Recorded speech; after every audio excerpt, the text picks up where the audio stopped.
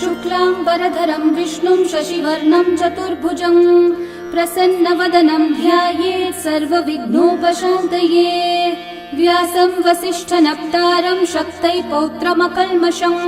पराशरात्मजं वन्दे शुकतातं तपोनिधिं। व्यासाय विष्णुरूपाय व्यासरूपाय विष्णवे नमो वै ब्रह्मनिधये वासिष्ठाय नमो नमः। अविकाराय शुद्धाय नित्याय परमात्मने सदैकरूपरूपाय विष्णवे सर्वजिष्णवे। यस्य स्मरणमात्रेण जन्म संसारबन्धनात् विमुच्यते नमस्तस्मै विष्णवे प्रभविष्णवे। ॐ नमो विष्णवे प्रभविष्णवे। श्रीवैशम्पायन उवाच श्रुत्वा धर्मानशेषेण पावनानि च सर्वशः युधिष्ठिरः शान्तनवं पुनरेवाभ्यभाषत। युधिष्ठिर उवाच किमेकं दैवतं लोके किं वाप्येकं परायणं स्तुवन्तः कं कमर्चन्तः प्राप्नुयुर्मानवा शुभम्। को धर्मः सर्वधर्माणां भवतः परमो मतः किं जपन्मुच्यते जन्तुर्जन्म संसारबन्धनात्। श्रीभीष्म उवाच जगत्प्रभुं देवदेवम् अनन्तं पुरुषोत्तमं स्तुवन्नाम सहस्रेण पुरुषस्तततोत्थितः तमेव चार्चयन् नित्यं भक्त्या पुरुषम् अव्ययम् ध्यायन् स्तुवन्नमस्यं च यजमानस्तमेव च। अनादिनिधनं विष्णुं सर्वलोकमहेश्वरं लोकाध्यक्षं स्तुवन्नित्यं सर्वदुःखातिगो भवेत्। ब्रह्मण्यं सर्वधर्मज्ञं लोकानां कीर्तिवर्धनं लोकनाथं महद्भूतं सर्वभूतभवोद्भवम्। एष मे सर्वधर्माणां धर्मोऽधिकतमो मतः यद्भक्त्या पुण्डरीकाक्षं स्तवैरर्चैर्नरः सदा। परमं यो महत्तेजः परमं यो महत्तपः परमं यो महद्ब्रह्म परमं यः परायणं। पवित्राणां पवित्रं यो मङ्गलानां च मङ्गलं देवतं देवतानां च भूतानां यो व्ययः पिता यतः सर्वाणि भूतानि भवन्त्यादियुगागमे यस्मिंश्च प्रलयं यान्ति पुनरेव युगक्षये तस्य लोकप्रधानस्य जगन्नाथस्य भूपते विष्णोर्नाम सहस्रं मे शृणु पापभयापहम्। यानि नामानि गौणानि विख्यातानि महात्मनः ऋषिभिः परिगीतानि तानि वक्ष्यामि भूतये। ऋषिर्नाम्नां सहस्रस्य वेदव्यासो महामुनिः छन्दोऽनुष्ठुप् तथा देवो भगवान् देवकीसुतः अमृतांशोद्भवो बीजं शक्तिर्देवकी नन्दनः त्रिसामा हृदयं तस्य शान्त्यर्थे विनियुज्यते। विष्णुं जिष्णुं महाविष्णुं प्रभविष्णुं महेश्वरम् अनेकरूपदैत्यान्तं नमामि पुरुषोत्तमम्। अस्य श्रीविष्णोर्दिव्यसहस्रनामस्तोत्रमहामन्त्रस्य श्रीवेदव्यासो भगवान् ऋषिः अनुष्ठुप्-छन्दः श्रीमहाविष्णुः परमात्मा श्रीमन्नारायणो देवता अमृतांशोद्भवो भानुरिति बीजम् देवकी नन्दनः सृष्टेति शक्तिः उद्भवक्षोभणो देव इति परमो मन्त्रः शङ्ख बृन्नन्दकी चक्रीति कीलकम् शार्ङ्गधन्वा गदाधर इति अस्त्रम् रथाङ्गपाणिरक्षोभ्य इति नेत्रम् त्रिसामा सामगः सामेति कवचम् आनन्दं परब्रह्मेति योनिः ऋतुः सुदर्शनः काल इति दिग्बन्धः श्रीविश्वरूप इति ध्यानम्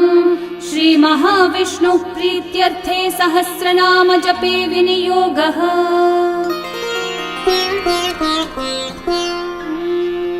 ध्यानम् क्षीरोधन्वत्प्रदेशे शुचिमणिविलसत्सैकते मौक्तिकानां माला क्लृप्तासनस्थस्फटिकमणिनिभैर्मौक्तिकैर्मण्डिताङ्गः शुभ्रैरभ्रैरतभ्रैरुपरि विरचितैर्मुक्तपीयूषवर्षैः आनन्देन पुनीयादरिनलिनगदा शङ्खपाणिर्मुकुन्दः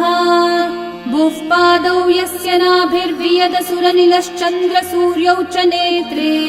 कर्णावाशाः शिरौद्योर्मुखमपि दहनो यस्य वास्तेयमब्धिः अन्तस्थं यस्य विश्वं सुरनरखगो भोगि गन्धर्वदैत्यैः चित्रं रम्यते त्रिभुवन विपुषं विष्णुमीशं नमामि। ॐ नमो भगवते वासुदेवाय। शान्ताकारं भुजगशयनं पद्मनाभं सुरेशं विश्वाधारं गगनसदृशं मेघवर्णं शुभाङ्गं लक्ष्मीकान्तं कमलनयनं योगिहृद्ध्यानगम्यं वन्दे विष्णुं भवभयहरं सर्वलोकैकनाथं मेघश्यामं पीतकौशेयवासं श्रीवत्साङ्कं कौस्तुभोद्भासिताङ्गं पुण्योपेतं पुण्डरीकायताक्षं विष्णुं वन्दे सर्वलोकैकनाथम् नमः समस्तभूतानामादिभूताय भूभृते अनेकरूपरूपाय विष्णवे प्रभविष्णवे सशङ्खचक्रं सकिरीटकुण्डलं सपीतवस्त्रं सरसीरुहेक्षणं सहारवक्षस्थलशोभिकौस्तुभं नमामि विष्णुं शिरसा चतुर्भुजम् छायायां पारिजातस्य हेमसिंहासनोपरि आसीनमम्बुदश्याममायताक्षम् अलङ्कृतम् चन्द्राननं चतुर्बाहुं श्रीवत्साङ्कितवक्षसं रुक्मिणी सत्यभामाभ्यां सहितं कृष्णमाश्रये। ॐ विश्वं विष्णुर्वषट्कारो भूतभव्यभवत्प्रभुः भूतकृद्भूतभृद्भावो भूतात्मा भूतभावनः भूतात्मा परमात्मा च मुक्तानां परमागतिः अव्ययः पुरुषः साक्षी क्षेत्रज्ञोऽक्षर एव च योगो योगविदां नेता प्रधानः पुरुषेश्वरः नारसिंहः वपुः श्रीमान् केशवः पुरुषोत्तमः सर्वः शर्वः शिवस्थाणुर्भूतादिर्निधिरव्ययः सम्भवो भावनो भर्ता प्रभवः प्रभुरीश्वरः स्वयंभू शम्भुरादित्यः पुष्कराक्षो महास्वनः अनादिनिधनो धाता विधाता धातुरुत्तमः अप्रमेयो ऋषिकेशः पद्मनाभोऽमरः प्रभुः विश्वकर्मा मनुस्त्वष्टा स्थविष्ठस्थविरो ध्रुवः अग्राह्यः शाश्वतः कृष्णो लोहिताक्षः प्रतर्दनः प्रभुतस्त्रिककुब्धामः पवित्रं मङ्गलं परम् ईशानः प्राणदः प्राणो ज्येष्ठः श्रेष्ठः प्रजापतिः हिरण्यगर्भो भूगर्भो माधवो मधुसूदनः ईश्वरो विक्रमी धन्वी मेधावी विक्रमक्रमः अनुत्तमो दुराधर्षः कृतज्ञः कृतिरात्मवान् सुरेशः शरणं शर्म विश्वरेतः प्रजाभवः अहः संवत्सरो व्याळः प्रत्ययः सर्वदर्शनः अजः सर्वेश्वरः सिद्धिः सिद्धि सर्वादिरच्युतः वृषा कपिरमेयात्मा सर्वयोगविनिःसृतः वसुर्वसुमना सत्यः समात्मा संमितः समः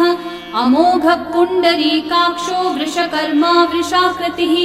रुद्रो बहुशिरा बभ्रुर्विश्वयोनिःशुचिश्रवाः अमृतः शाश्वतस्थाणुर्वरारोहो महातपाः सर्वगः सर्वविद्भानुः विश्वक्सेनो जनार्दनः वेदो वेदविदव्यङ्गो वेदाङ्गो वेदवित्कविः लोकाध्यक्षः सुराध्यक्षो धर्माध्यक्षः कृताकृतः चतुरात्मा चतुर्व्यूहश्चतुर्दंष्ट्रश्चतुर्भुजः भ्राजिष्णुर्भोजनं भोक्ता सहिष्णुर्जगदादिजः अनघो विजयो जेता विश्वयोनिः पुनर्वसुः उपेन्द्रो वामनः प्रांशुरमोघः शुचिरूर्चितः अतीन्द्रः सङ्ग्रहः सर्गो धृतात्मा नियमो यमः वेद्यो वैद्यः सदा योगी वीरः माधवो मधुः अतीन्द्रियो महामायो महोत्साहो महाबलः महाबुद्धिर्महावीर्यो महाशक्तिर्महाद्युतिः अनिर्देश्य वपुः श्रीमान् अमेयात्मा महाधृतक् महेश्वासो महीभर्ता श्रीनिवासः सतां गतिः अनिरुद्धः सुरानन्दो गोविन्दो गोविदाम्पतिः मरीचिर्दमनोहंसः सुपर्णो भुजगोत्तमः हिरण्यनाभः सुतपः पद्मनाभः प्रजापतिः अमृत्युः सर्वदृक्सिंहः सन्धाता सन्धिमान् स्थिरः अजो दुर्मशनः शास्ता विश्रुतात्मा सुरारिः गुरुर्गुरुतमो धामः सत्यः सत्यः पराक्रमः निमिषो निमिषस्रग्वी वाचस्पतिरुदारधीः अग्रणीर्ग्रामणी श्रीमान् न्यायो नेता समीरणः सहस्रमूर्धा विश्वात्मा सहस्राक्षः सहस्रपात् आवर्तनो निवृत्तात्मा संवृतः सम्प्रमर्दनः अहः संवर्तको वह्निरनिलो धरणीधरः सुप्रसादः प्रसन्नात्मा विश्वदृग्विश्वभुग्विभुः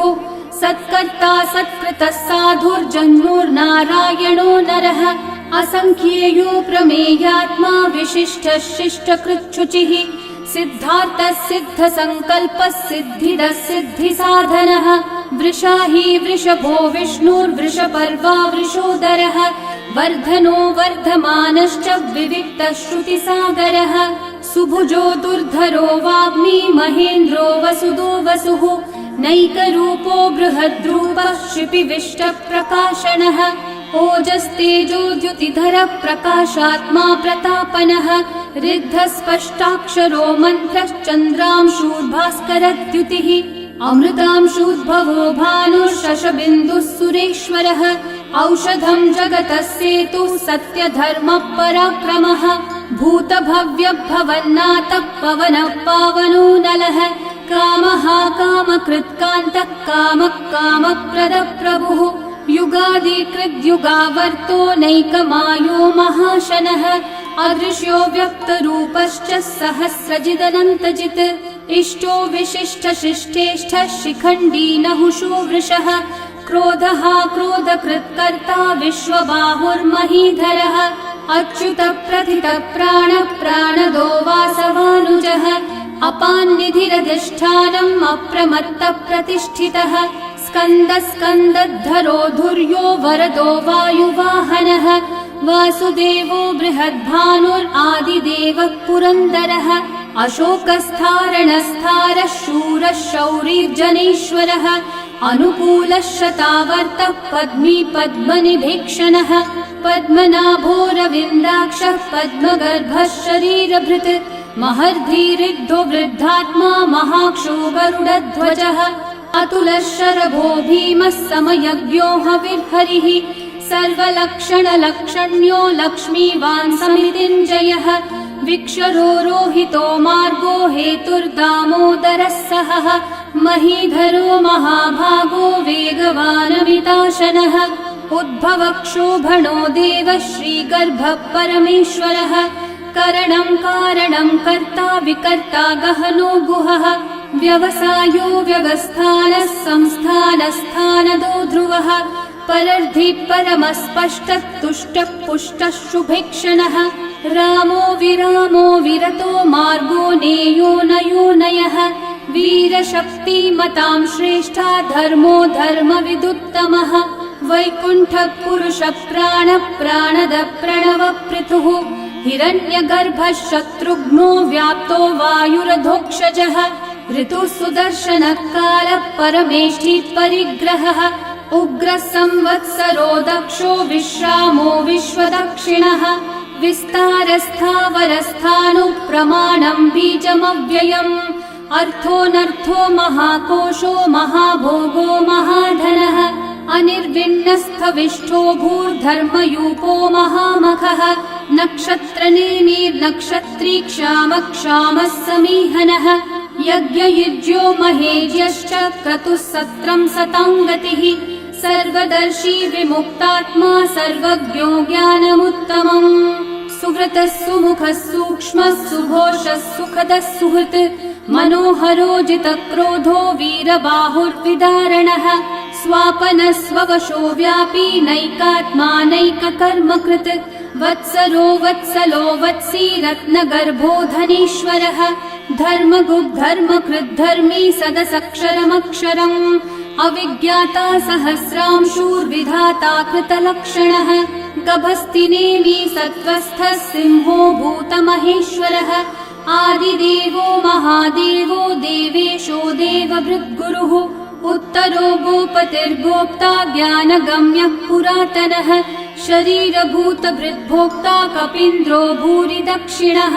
सोमपो मृतपः सोमः पुरुजित्पुरुसत्तमः विनयोजयः सत्यसन्धो दाशारः सात्वतां पतिः जीवो विनयिता साक्षी मुकुन्दोमितविक्रमः अम्भो निधिरनन्तात्मा महोदधिशयोऽन्तकः अजो महार्हः स्वाभाव्यो जितामित्रप्रमोदनः आनन्दो नन्दनो नन्दः सत्यधर्मा त्रिविक्रमः महर्षि कपिलाचार्य कृतज्ञो मेदिनीपतिः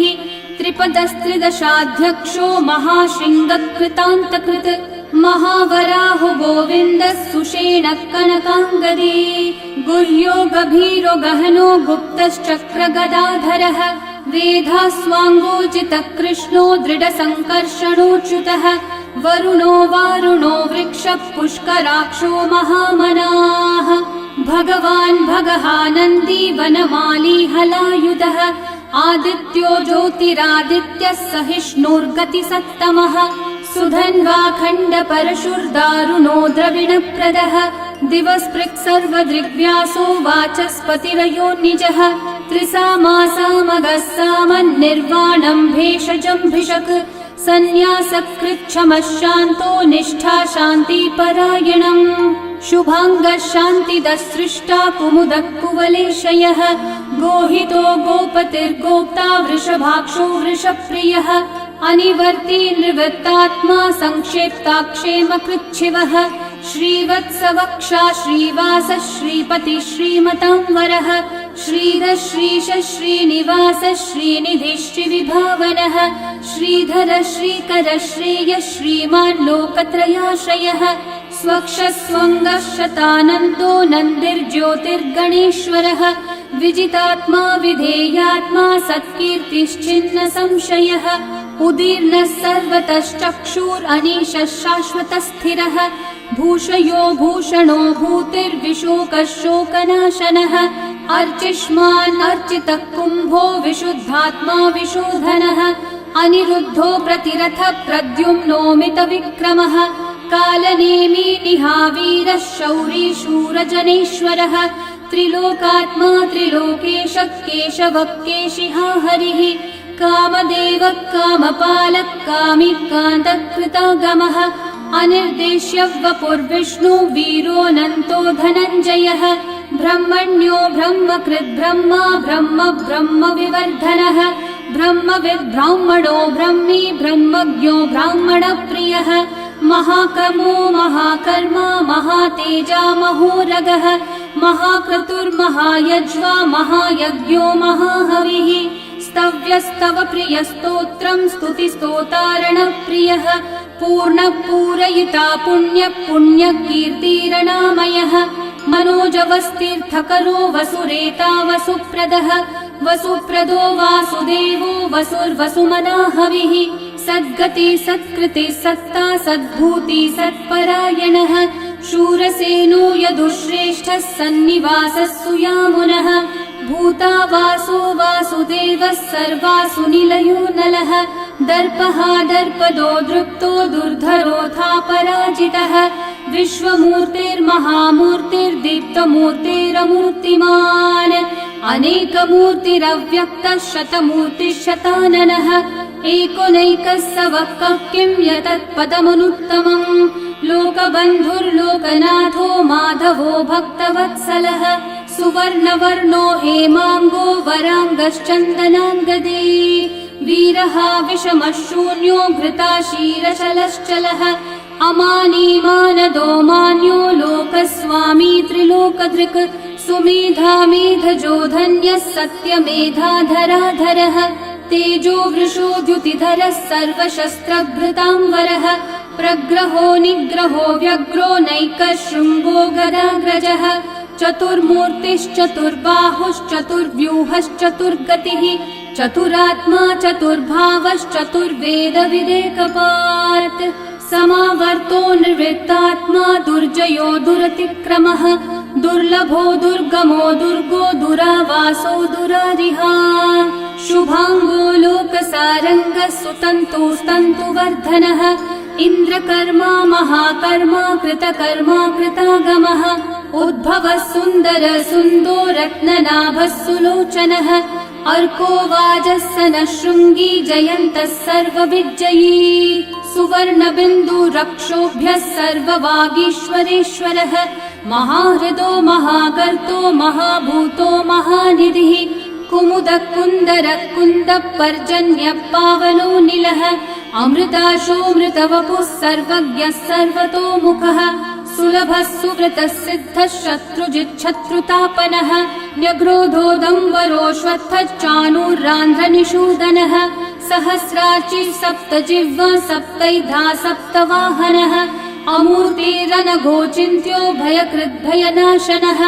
अनुर्बृहत्कृशस्थूलो गुणवृन्निर्गुणो महान् अधृतस्वधृतस्वास्य प्राग्वंशो वंशवर्धनः भारभृत्कथितो योगी योगीशः सर्वकामदः आश्रमश्रमणश्रामः सुपर्णो वायुवाहनः धनुर्धरो धनुर्वेदो दण्डो दमयिता दमः अपराजितः सर्वसहो नियन्ता नियमो यमः सत्त्ववान् सात्विकः सत्यः सत्यधर्मपरायणः अभिप्रायप्रियार्होर्हः प्रियकृत्प्रीतिवर्धनः विहाय स गतिर्ज्योतिः सुरचिर्हुतभुक् विभुः रविर्विरोचनः सूर्यः सविता रविलोचनः अनन्तो हुतभुग्भोक्ता सुखदो नैकजोऽग्रजः अनिर्विण्णः सदा मर्षि लोकाधिष्ठानमद्भुतः सनातनतमः कपिलः कपिरव्ययः स्वस्तिदः स्वस्तिकृत् स्वस्ति स्वस्ति भुक् स्वस्ति दक्षिणः अरौद्रः कुण्डली चक्री विक्रमयूर्जितशासनः शब्दातिगः शब्दसः शिशिरः शर्वरीकरः अक्रूरः पेशलो दक्षो दक्षिणक्षमिनाम्बरः विद्वत्तमो वीतभयः पुण्यश्रवणकीर्तनः उत्तारणो दुष्कृतिः पुण्यो दुःस्वप्ननाशनः वीरः रक्षणः सन्तो जीवनः पर्यवस्थितः अनन्तरूपोऽनन्तश्रीर्जितमन्युर्भयापहः चतुर्रश्रो गभीरात्मा विदिशो व्यादिशो दिशः अनादिर्भूर्भुवो लक्ष्मी सुवीरो रुचिराङ्गदः जननो जनजन्मादि भीमो भीमपराक्रमः आधारनिलयो धाता पुष्पहास प्रजागरः ऊर्ध्वगः सत्पथाचारः प्राणदः प्रणवप्पणः प्रमाणं प्राणनिलयं प्राणभृत् प्राणजीवनः तत्त्वं तत्त्वविदेकात्मा जन्म मृत्युजरातिगः भूर्भुवः स्वस्तरुस्तारः सविता प्रपितामहः यज्ञो यज्ञपतिर्यज्वा यज्ञाङ्गो यज्ञवाहनः यज्ञभृद्यज्ञकृद्यज्ञी यज्ञभुग्यज्ञसाधनः यज्ञातकृद्यज्ञगुह्यामन्नमन्नादयेव च आत्मयोनिः स्वयं जातो वैखानः सामगायनः देवकीनन्दनः सृष्टा शितीशः पापनाशनः शङ्खबृन्नन्दकी चक्री शार्ङ्गधन्वा गदाधरः रथाङ्गपाणिरक्षोभ्यः सर्वप्रहरणायुधः सर्वप्रहरणायुध ॐ नम इति वनमाली गदी शार्ङ्गी शङ्खी चक्री च नन्दकी श्रीमान्नारायणो विष्णुर्वासुदेवोऽभिरक्षतु वनमाली गदी शार्ङ्गी शङ्खी चक्री च नन्दकी श्रीमान्नारायणो विष्णुर्वासुदेवोऽभिरक्षतु वनमाली गदी शार्ङ्गी शङ्खी चक्री च नन्दकी श्रीमान्नारायणो विष्णुर्वासुदेवोऽभिरक्षतु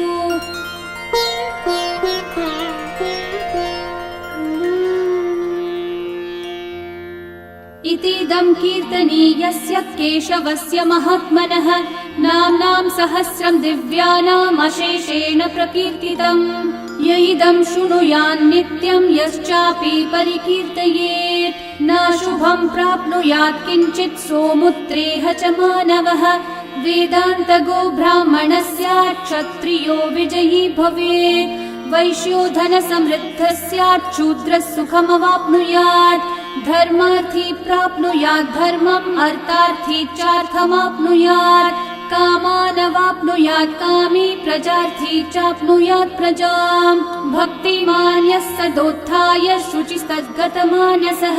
सहस्रं वासुदेवस्य नाम्नामेतत् प्रकीर्तये।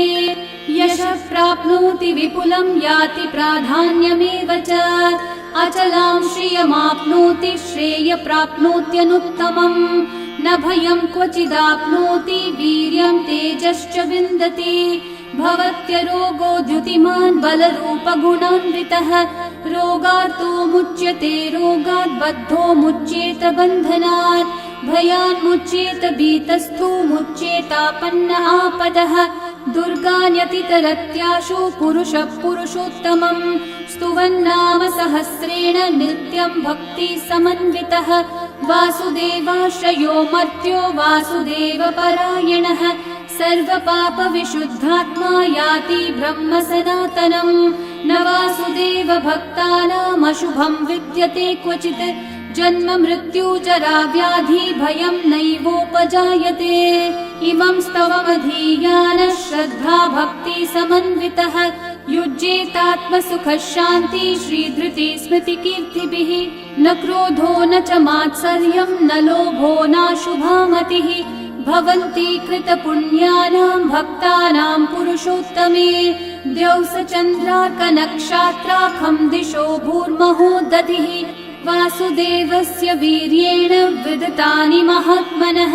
ससुरासुरगन्धर्वं स यक्षोरगराक्षसम् जगद्वशे वर्ततेदं कृष्णस्य सचराचरम्। इन्द्रियाणि मनोबुद्धिः सत्त्वं तेजो बलं द्युतिः वासुदेवात्मकन्याहुः क्षेत्रं क्षेत्रज्ञ एव च सर्वागमानामाचार प्रथमं परिकल्पते आचार प्रभवो धर्मो धर्मस्य प्रभुरच्युतः ऋषयः पितरो देवा महाभूतानि धातवः जङ्गमा जङ्गमं चेदं जगन्नारायणोद्भवम् योगो ज्ञानं तथा साङ्ख्यं विद्या शिल्पादिकर्म च वेदाः शास्त्राणि विज्ञानमेतत् सर्वं जनार्दनात्। एको विष्णुर्महद्भूतं पृथक् भूतान्यनेकशः त्रीन् लोकान् व्याप्य भूतात्मा भुङ्क्ते विश्वभुगव्ययः। इमं स्तवं भगवतो विष्णोर्व्यासेन कीर्तितम् पठेद्य इच्छेत् पुरुषः श्रेयः प्राप्तुं सुखानि च। विश्वेश्वरमजं देवं जगतः प्रभुमव्ययम् भजन्ति ये पुष्कराक्षं न ते यान्ति पराभवम् न ते यान्ति पराभवम्। ॐ नमः इति। अर्जुनोवाच पद्मपत्र विशालाक्ष पद्मनाभः सुरोत्तम भक्तानामनुरक्तानां त्राता भव जनार्दन। श्रीभगवानुवाच यो मां नाम सहस्रेण स्तोतुमिच्छति पाण्डव सोऽहमेकेन श्लोकेन स्तुत एव न संशयः स्तुत एव न संशय। ॐ नमः इति। व्यास उवाच वासनाद् वासुदेवस्य वासितं भुवनत्रयम् सर्वभूतनिवासोऽसि वासुदेव नमोऽस्तुते। श्रीवासुदेव नमोऽस्तुत। ॐ नमः इति। पार्वत्योवाच केनोपायेन लघुना विष्णोर्नाम सहस्रकम् पठ्यते पण्डितेर्नित्यं श्रोतुमिच्छाम्यहं प्रभो। ईश्वरोवाच श्रीराम राम रामेति रमे रामे मनोरमे सहस्रनाम तत्तुल्यं राम नाम वरानने। श्रीराम राम रामेति रमे रामे मनोरमे सहस्रनाम तत्तुल्यं राम नाम वरानने। श्रीराम राम रामेति रमे रामे मनोरमे सहस्रनाम तत्तुल्यं रामनाम वरानने श्रीरामनाम वरानन ॐ नम इति ब्रह्म उवाच नमोऽस्त्वनन्ताय सहस्रमूर्तये सहस्रपादाक्षि शिरोरुबाहवे सहस्रनाम्ने पुरुषाय शाश्वते सहस्रकोटियुगधारिणे नमः सहस्रकोटियुगधारिण ॐ नम इति सञ्जय उवाच यत्र योगेश्वरः कृष्णो यत्र पार्थो धनुर्धरः तत्र श्रीर्विजयो भूतिर्ध्रुवा नीतिर्मतिर्मम श्रीभगवानुवाच अनन्याश्चिन्तयन्तो मा ये जनाः पर्युपासते तेषां नित्याभियुक्तानां योगक्षेमं वहाम्यहम् परित्राणाय साधूनां विनाशाय च दुष्कृतां धर्म संस्थापनार्थाय सम्भवामि युगे युगे